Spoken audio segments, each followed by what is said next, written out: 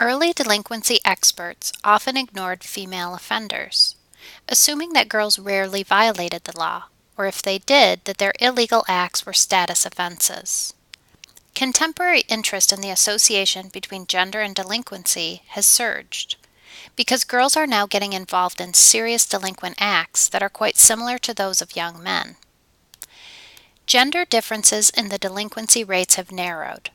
Boys still account for most of the total number of arrests, and especially serious violent crime arrests, but gender patterns in delinquency have become increasingly similar.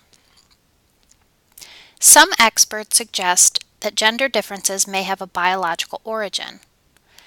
Males and females are essentially different.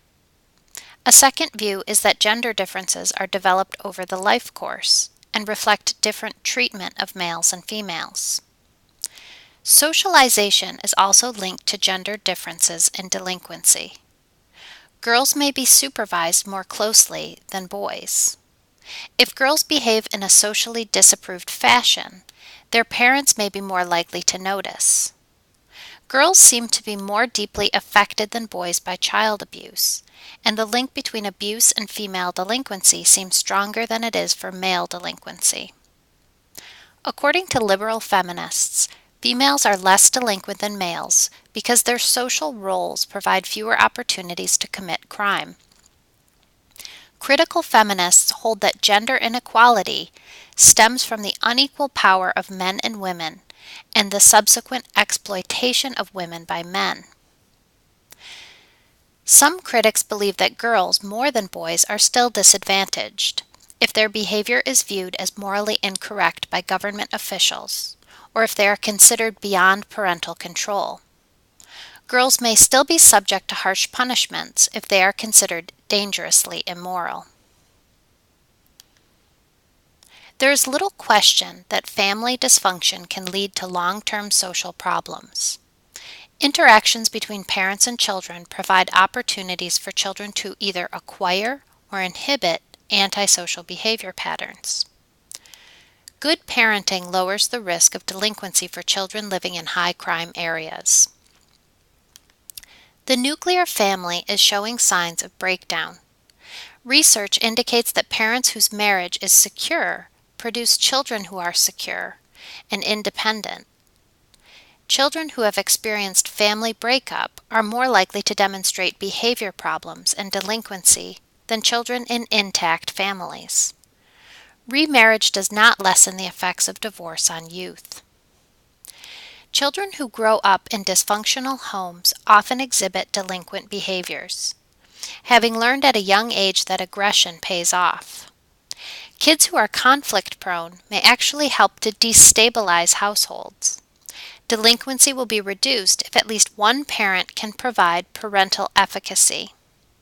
Studies show that the parents of delinquent youths tend to be inconsistent disciplinarians, either overly harsh or extremely lenient. Parents who closely supervise their children and have close ties with them help reduce the likelihood of adolescent delinquent behavior.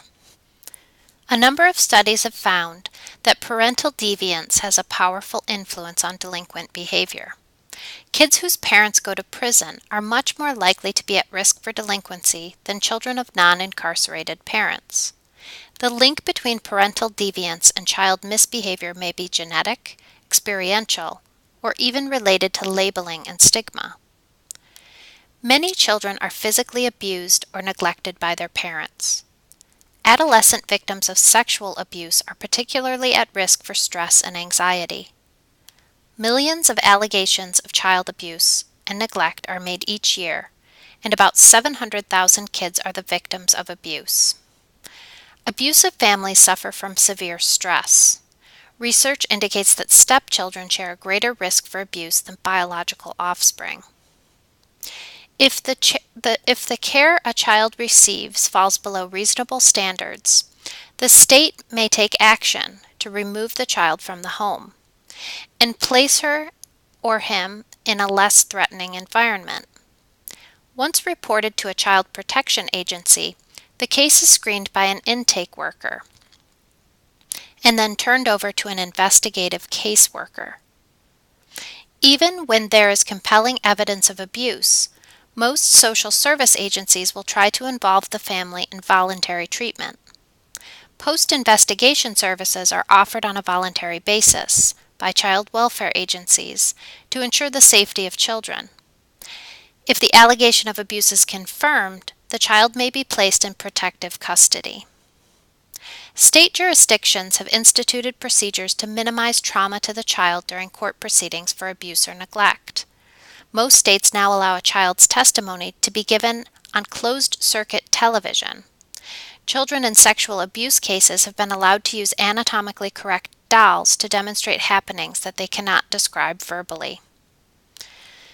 This assumed link between maltreatment and delinquency is supported by a number of criminological theories. Studies of juvenile offenders have confirmed that between 70 and 80% may have had abusive backgrounds. It is difficult to assess the temporal order of the linkage. Does early abuse lead to later delinquency? Or conversely, are antisocial kids subject to overly harsh parental discipline and abuse?